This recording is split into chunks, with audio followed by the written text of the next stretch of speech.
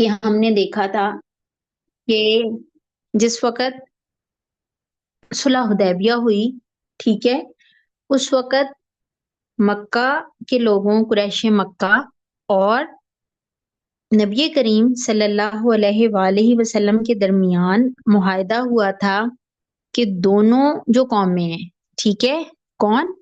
مشرکین مکہ، right, مشرکین مکہ اور پیارے نبی صلی اللہ علیہ وآلہ وسلم، ٹھیک ہے، اور مسلمز، ان دونوں کے درمیان کیا ہے؟ جنگ نہیں ہوگی، ٹھیک ہے۔ یہ کمٹمنٹ ہوئی تھی کہ جنگ جو ہے یہ 10 سال تک کیا نہیں کریں گے، 10 سال تک آپس میں جنگ جو ہے وہ بالکل نہیں جنگ کریں نہیں گے، جنگ نہیں کریں گے، ان کے درمیان جنگ نہیں ہوگی، نو فائٹنگ، نو وارز، نو بیٹلز، ٹھیک ہے۔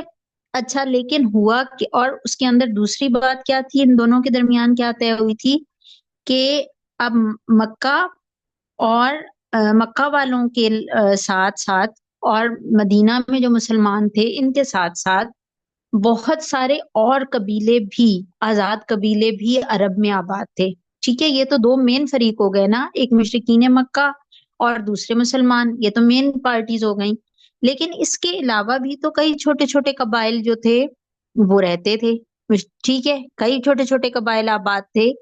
تو صلح حدیبیہ کے وقت ہی ایک بات یہ ہوئی تھی کہ جو قبیلے ان میں سے چاہیں تو وہ مشرکین مکہ کے ساتھ مل جائیں، ان کے ساتھ اپنا الائنس کر لیں، ان کے اتحادی بن جائیں، اور جو قبیلے چاہیں وہ مسلمانوں کے ساتھ مل جائیں اور ان کے الائنس بن جائیں، ان کے ساتھی بن جائیں، ٹھیک ہے۔ ہر قبیلے کو بھی یہ آزادی دی گئی تھی۔ اور بات کیا کی گئی تھی کہ پھر جو قبیلہ جس پارٹی کے ساتھ مل جائے گا وہ اسی کا حصہ تصور ہوگا، ٹھیک ہے۔ تو اب اس میں ہوا کیا تھا، اس میں ہوا یہ تھا کہ ایک قبیلہ تھا جس کا نام تھا بنو بکر۔ حفصہ بورڈ کے ساتھ نہیں کھیلیں، ٹھیک ہے بیٹا، بورڈ کے ساتھ نہیں کھیلیں۔ ایک قبیلہ تھا بنو بکر، کیا نام تھا حفصہ اس قبیلے کا؟ بنو بکر۔ بنو بکر، شاباش۔ یہ جو بنو بکر تھے نا، یہ کن کے ساتھ مل گئے؟ یہ قریش مکہ کے ساتھ مل گئے، مشرکین مکہ کے ساتھ مل گئے، ٹھیک ہے۔ اور ایک اور قبیلہ تھا جس کا نام تھا بنو خزا، ٹھیک ہے، یہ کس کے ساتھ شامل ہو گئے؟ یہ مسلمان۔ یہ مسلمانوں کے ساتھ شامل ہو گئے، ٹھیک ہے۔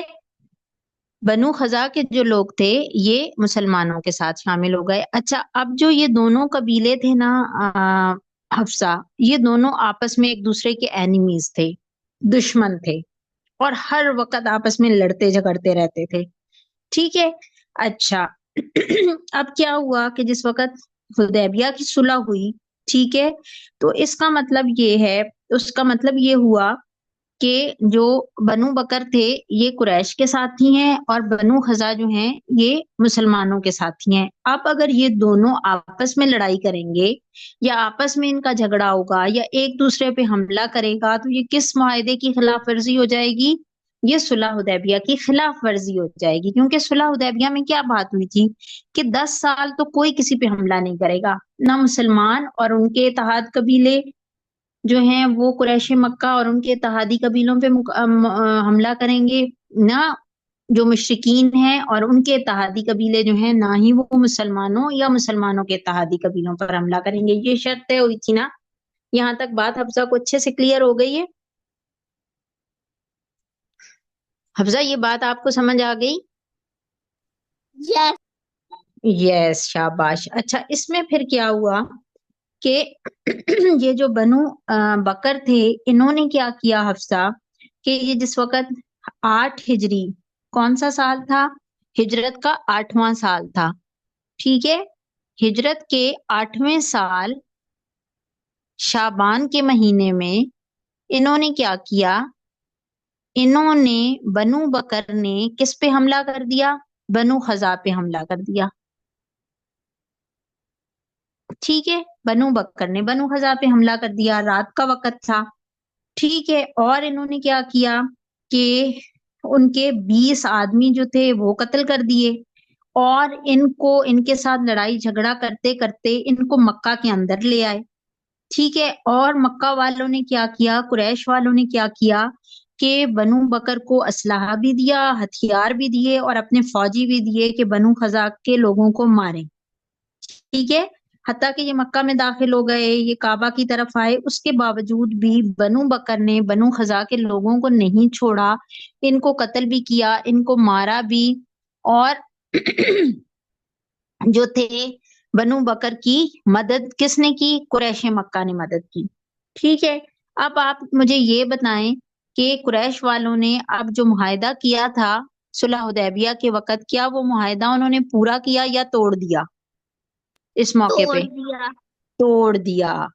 انہوں نے کیا کیا کہ انہوں نے تو یہ معاہدہ توڑ دیا، معاہدہ تو یہ ہوا تھا کہ آپس میں جنگ نہیں ہوگی، لیکن بنو بکر نے جس وقت بنو خزاع پر حملہ کیا تو وہ تو اتحادی تھے قریش والوں کے، انہیں حملہ کرنا ہی نہیں چاہیے تھا۔ اچھا چلو، اب انہوں نے حملہ کر بھی دیا تو قریش والوں نے انہیں روکا نہیں، بلکہ کیا کیا کہ ان کی مدد کی، انہیں ہتھیار بھی دیے اور انہیں اپنے فوجی بھی دیے کہ ہاں لڑو، ٹھیک ہے۔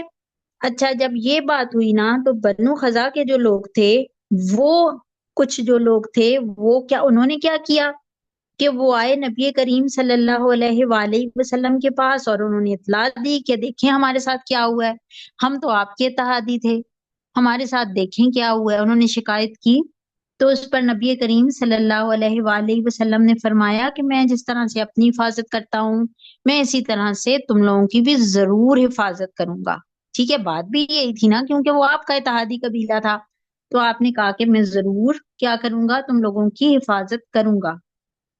اچھا اب جو قریش کے لوگ تھے انہیں محسوس ہوا کہ ہم سے غلطی ہوئی ہے، ٹھیک ہے۔ کچھ تھوڑا سا ٹائم گزرا، جب انہیں پتا چلا کہ بنو خزاع شکایت لے گئے نبی کریم صلی اللہ علیہ وآلہ وسلم کے ساتھ، تو اب انہیں آئیڈیا ہوا کہ او ہو، یہ تو ہم نے معاہدہ توڑ دیا ہے اور یہ تو بڑا غلط کام ہو گیا ہے، اب اگر مسلمانوں نے بدلہ لیا تو کیا ہوگا، کیونکہ وہ بھی تو مزے سے رہ رہے تھے نا، امن سے رہ رہے تھے، پچھلی جنگوں نے ان کا بھی زور توڑ دیا تھا، ان کے بہت سارے جوان مارے گئے تھے، ان کی بھی بہت ساری دولت اور مال ضائع ہوا تھا جنگوں کا، ان کو مزہ تو انہوں نے چکھا ہوا تھا کہ اس میں ان کے ساتھ بہت برا برا ہوا ہے۔ تو انہوں نے کیا کیا کہ ان کو جب احساس ہوا کہ یہ کام ہمارا جو ہے یہ تو الٹ ہو گیا ہے، تو اس وقت مکہ میں قریش کے جو سردار تھے وہ ابو سفیان تھے، وہ فوراً سے مدینہ آئے، ٹھیک ہے، اور انہوں نے آ کے نبی کریم صلی اللہ علیہ وآلہ وسلم سے ملنے کی کوشش کی، ٹھیک ہے، لیکن نبی کریم صلی اللہ علیہ وآلہ وسلم نے ان سے ملنے سے یا اس بات سے کہ جو حدیبیہ کا معاہدہ ہے اس کو رینیو کیا جائے انکار کر دیا، انہوں نے کہا کہ نہیں، ٹھیک ہے، ایسے نہیں ہوگا۔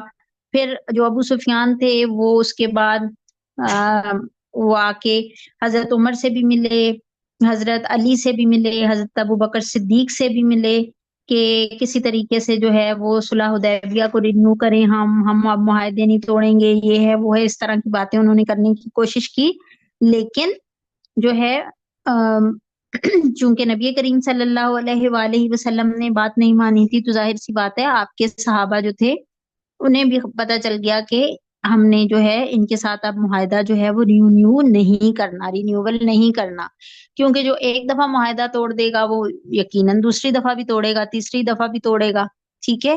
تو نبی کریم صلی اللہ علیہ وآلہ وسلم نے ان کے ساتھ معاہدہ جو تھا وہ رینیو نہیں کیا، بلکہ کیا کیا کہ خاموشی سے آپ نے اپنے صحابہ کو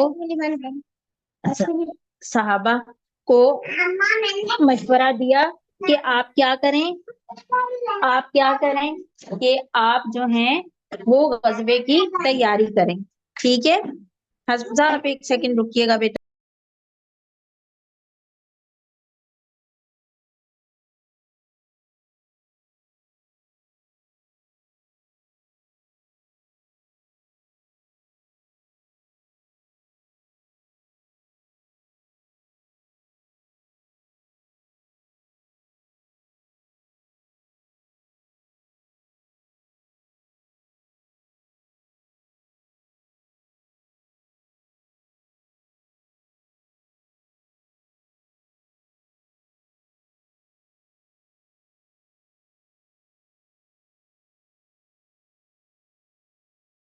جی تو میں آپ کو بتا رہی تھی کہ نبی کریم صلی اللہ علیہ وآلہ وسلم نے اپنے صحابہ کو حکم دیا کہ وہ غزوے کی تیاری کریں، ٹھیک ہے.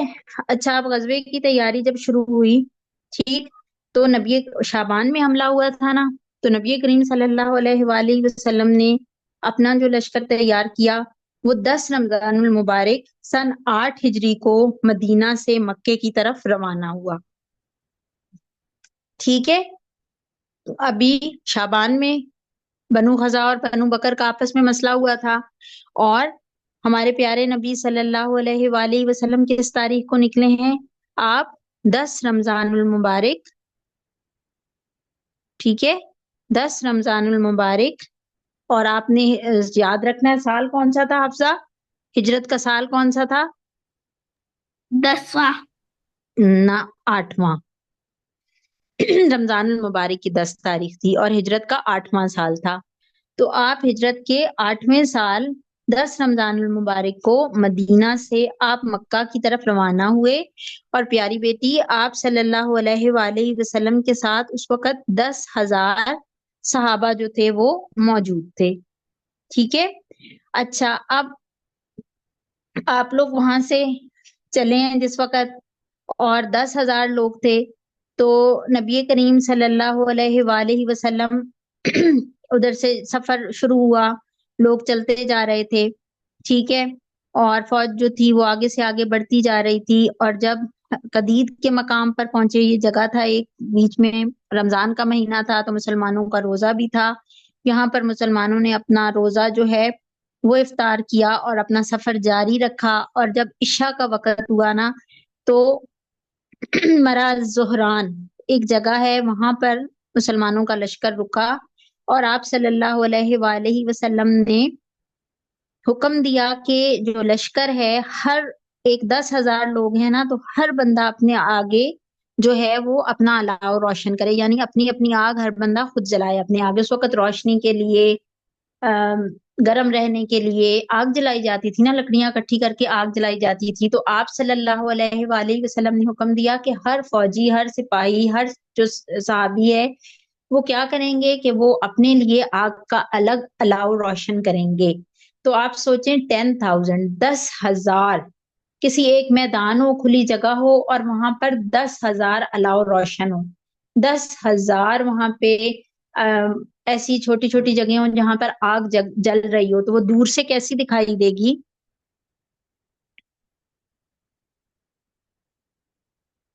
فاطمہ سوری حفصہ، وہ کیسی دکھائی دے گی 10,000 ایک میدان کے اندر جل رہی ہو آگ؟ Hafsa are you there? Hafsa آپ کو میری آواز آ رہی ہے بیٹا؟ یس. ہاں، تو میں آپ سے پوچھ رہی تھی کہ 10,000 لوگوں نے جس وقت آگ کا الاؤ روشن کیا تو وہ بہت دور سے بھی نظر آ رہا تھا. اور جب ابو سفیان اور مکہ کے لوگوں نے دیکھا تو ان کے دلوں کے اوپر بہت خوف اور ہیبت طاری ہوئی. انہوں نے کہا اتنا بڑا لشکر اور اتنی زیادہ آگ تو ہم نے اس سے پہلے نہیں دیکھی، یہ کون لوگ ہیں؟ ٹھیک ہے. تو انہوں نے سوچا کیا یہ بنو خزا کے لوگ آ گئے ہیں، وہ لوگ آ گئے ہیں؟ تو ابو سفیان نے کہا کہ نہیں، وہ تو اتنے طاقتور اور اتنے اچھے لوگ نہیں ہیں. یہ آگ اور یہ الاؤ اور یہ لشکر تو کسی بہت عظیم طاقت کا محسوس ہوتا ہے. ٹھیک ہے نا، آپ سب کو بات سمجھ آ رہی ہے بیٹا ساری آپ کو؟ حفصہ آپ سن رہی ہیں بات؟ یس، اور آپ کو سمجھ بھی آ رہی ہے. اچھا جب یہ ہوا نا، تو وہاں پہ حضرت عباس رضی اللہ تعالیٰ عنہ جو ہیں، یہ نبی کریم صلی اللہ علیہ وآلہ وسلم کے چچا بھی ہیں، اور جو ہیں یہ اس وقت مسلمان بھی تھے، اور مسلمانوں کی ٹیم کی طرف سے آپ جو ہیں وہ جاسوسی کے لیے چکر بھی لگا رہے تھے. تو وہاں پر جس وقت آپ نے ابو سفیان کی آواز سنی تو آپ اس کو لے کر جو ہیں وہ نبی کریم صلی اللہ علیہ وآلہ وسلم کے پاس لے کر آئے. ٹھیک ہے. اور نبی کریم صلی اللہ علیہ وآلہ وسلم کی خدمت میں ان کو لے کر آئے. تو نبی کریم صلی اللہ علیہ وآلہ وسلم نے پوچھا ابو سفیان تم پر افسوس، کیا اب بھی تمہارے لیے وقت نہیں آیا کہ تم جان سکو کہ اللہ کے سوا کوئی الہ نہیں؟ یعنی نبی کریم صلی اللہ علیہ وآلہ وسلم نے ان سے پوچھا کہ دیکھو تم غزوہ احد میں تھے، غزوہ خندق میں تھے، صلح حدیبیہ میں تھے، سارے مواقع پہ تم موجود رہے ہو، تو کیا ابھی بھی تمہیں احساس نہیں ہو رہا کہ صرف ایک اللہ ہی برحق ہے، صرف ایک اللہ کی عبادت ہونی چاہیے؟ عبادت کس کی ہونی چاہیے؟ صرف ایک اللہ کی ہے۔ تو یہی بات نبی کریم صلی اللہ علیہ وآلہ وسلم نے ابو سفیان سے پوچھی کہ ابو سفیان، کیا تمہیں ابھی بھی نہیں لگتا کہ صرف ایک اللہ جو ہے وہی الہ ہے؟ تو ابو سفیان نے کہا کہ یقیناً ایسا ہی ہے۔ ٹھیک ہے، ٹھیک ہے، انہوں نے کہا کہ یقیناً ایسا ہی ہے، اگر کوئی اور ہوتا تو ہمارے کچھ کام آیا ہوتا، کہ اگر یہ حبل اور یہ جو لات اور عزا اور منات یہ خدا ہوتے تو پھر یہ ہمارے کام آئے ہوتے، کہ ہم نے آپ کے ساتھ اتنی لڑائیاں کی، اتنا سب کچھ کیا، لیکن ہم پھر بھی آپ لوگوں سے شکست کھا گئے ہیں، ہمیں ایسے ہی نظر آ رہا ہے۔ تو پھر نبی کریم صلی اللہ علیہ وآلہ وسلم نے ان سے پوچھا کہ کیا آپ کو نہیں لگتا کہ میں اللہ کا رسول ہوں؟ ٹھیک ہے، تو حضرت عباس نے اس وقت ابو سفیان سے کہا کہ آپ اس بات پر بھی اقرار کریں، مانیں، کیونکہ اب اس وقت ایسا ہے کہ مسلمانوں کا جو لشکر ہے یہ مکہ کے اوپر چڑھائی کرے گا۔ ٹھیک ہے، تو آپ مان لیں کہ نبی کریم صلی اللہ علیہ وآلہ وسلم جو ہیں وہ اللہ کے آخری رسول ہیں۔ تو ابو سفیان نے پھر اسی وقت کلمہ پڑھا اور ابو سفیان جو تھے یہ مسلمان ہو گئے۔ ٹھیک ہے، پھر حضرت عباس نے کہا کہ دیکھیں یہ مسلمان ہو گئے ہیں، آپ ان کے لیے کوئی ایسی بات کر دیں جو ان کے لیے بڑے اعزاز کی بات ہو۔ ٹھیک ہے، تو نبی کریم صلی اللہ علیہ وآلہ وسلم نے اعلان کیا کہ جس وقت کل ہم رات کا وقت تھا نا وہ، کہ جس وقت ہم اپنی فوج لے کے مکہ میں داخل ہوں گے تو وہ لوگ جو ابو سفیان کے گھر میں داخل ہو جائیں گے، ابو سفیان کے گھر میں چلے جائیں گے، ان کو کچھ نہیں کہا جائے گا، ان کے ساتھ جنگ نہیں لڑی جائے گی۔ ٹھیک ہے، تو یہ اعزاز جو تھا یہ دیا گیا نبی کریم صلی اللہ علیہ وآلہ وسلم کی جانب سے ابو سفیان کو۔ اچھا، اسی صبح نبی کریم صلی اللہ علیہ وآلہ وسلم پھر مکہ روانہ ہوئے، آپ مکہ میں داخل ہوئے۔ ٹھیک ہے، اچھا، اب ابو سفیان جو تھے وہ بھی وہاں پر کھڑے تھے، اور نبی کریم صلی اللہ علیہ وآلہ وسلم اور ان کی جو فوجیں تھیں وہ وہاں سے گزر رہی تھیں، اور جو دستہ تھا وہ وہاں سے گزر رہا تھا، اور ابو سفیان کے دل کے اوپر بھی جو ہے وہ اس چیز کی بہت زیادہ ہیبت جو ہے وہ طاری ہو رہی تھی۔ اچھا، اب نبی کریم صلی اللہ علیہ وآلہ وسلم کا جس وقت وہاں سے ان کی سواری بھی گزر گئی تو ابو سفیان پھر خود بھی بہت تیزی سے مکہ پہنچا، اور نہایت بلند آواز سے اس نے لوگوں کو مخاطب کیا کہ قریش کے لوگوں، یہ محمد ہیں، یہ تمہارے پاس اتنا بڑا لشکر لے کے آئے ہیں کہ تم لوگ مقابلہ نہیں کر سکتے، لہٰذا جو میرے گھر میں داخل ہو جائے گا اسے امان مل جائے گی، تو جو لوگ میرے گھر میں داخل ہونا چاہتے ہیں وہ میرے گھر میں داخل ہو جائیں۔ اب آپ دیکھیں وہ اس وقت کیا تھا، مکہ کا بڑا تھا، سردار تھا، جس وقت اس نے یہ بات کی تو لوگ بہت ناراض ہوئے، اور انہوں نے کہا کہ تمہارے گھر میں کتنے کو لوگ داخل ہوں گے جن کو امان ملے گی، تم کیسی باتیں کر رہے ہو؟ تو پھر ابو سفیان نے کہا کہ نبی کریم صلی اللہ علیہ وآلہ وسلم کی طرف سے یہ بھی اعلان ہے کہ جو اپنے گھر کا دروازہ بند کر لے گا اسے بھی امان ہے، جو خانہ کعبہ میں مسجد الحرام میں داخل ہو جائے گا اسے بھی امان ہے۔ امان کا مطلب یہ ہے کہ اس کے ساتھ جنگ نہیں لڑی جائے گی، یعنی جو لوگ جنگ نہیں لڑنا چاہتے، دیکھیں افسا کتنی پیاری بات ہے نا، کہ ایک قوم ہے وہ آ رہی ہے حملہ کرنے کے لیے، اور حملہ کرنے سے پہلے وہ کہہ رہی ہے جو لوگ جنگ نہیں کرنا چاہتے وہ ابو سفیان کے گھر میں داخل ہو جائیں، ان کے ساتھ جنگ نہیں ہوگی، وہ لوگ خانہ کعبہ میں داخل ہو جائیں، ان کے ساتھ جنگ نہیں ہوگی، وہ لوگ اپنے گھروں کے دروازے بند کر لیں تو بھی ان کے ساتھ جنگ نہیں ہوگی۔ تو کتنا پیارا دین ہے ہمارا نا۔ ہم نے معرکہ موطا میں بھی دیکھا تھا کہ پیارے نبی صلی اللہ علیہ وآلہ وسلم نے کتنی پیاری باتیں کی تھیں کہ جب جنگ کرنی ہے تو کیسے آپ نے عام لوگوں کا خیال رکھنا ہے۔ اب فتح مکہ کے موقع پر بھی ہم دیکھ رہے ہیں کہ نبی کریم صلی اللہ علیہ وآلہ وسلم نے کیسے جو ہے وہ عام لوگوں کے لیے امان کا، یعنی کہ جنگ نہ ہونے کا، معافی کا اعلان کیا کہ جو کوئی ابو سفیان کے گھر میں داخل ہوگا اس کے ساتھ بھی جنگ نہیں ہے، جو کوئی اپنے گھر کا دروازہ بند کرے گا اس کے ساتھ بھی جنگ نہیں ہوگی، جو مسجد الحرام میں داخل ہو جائے گا اس کو بھی کوئی کچھ نہیں کہے گا۔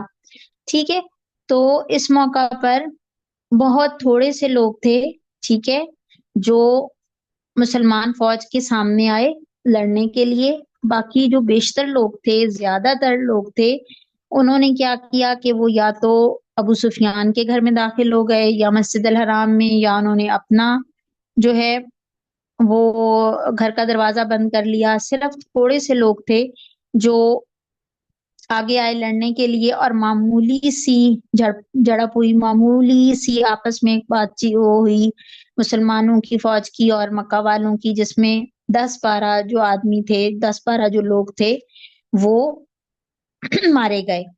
ٹھیک ہے، اور باقی جو تھے وہ بھاگ گئے. رائٹ.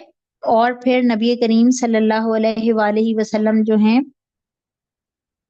ان کی ایک طرح سے آپ دیکھ سکتے ہیں کہ ان کو اس موقع کے اوپر فتح نصیب ہوئی. حضرت زبیر رضی اللہ تعالیٰ عنہ نے جو ہے وہ انہوں نے جھنڈا مسلمانوں کی جو فوج کا تھا اس کو نصب کیا.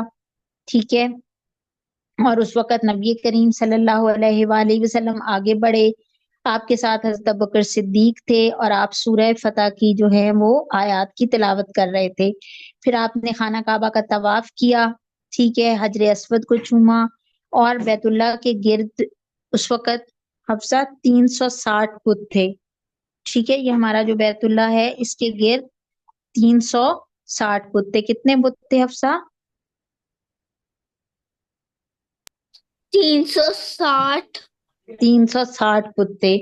تو پیارے نبی صلی اللہ علیہ وآلہ وسلم نے ان بتوں کو، آپ کے ہاتھ میں ایک لکڑی تھی، آپ ان بتوں کو اپنی لکڑی سے گراتے جاتے تھے اور آپ کہتے تھے، آپ آیت پڑھ رہے تھے سورہ الاسراء کی کہ حق آ گیا اور باطل مٹ گیا، بے شک باطل مٹنے والا ہی ہے.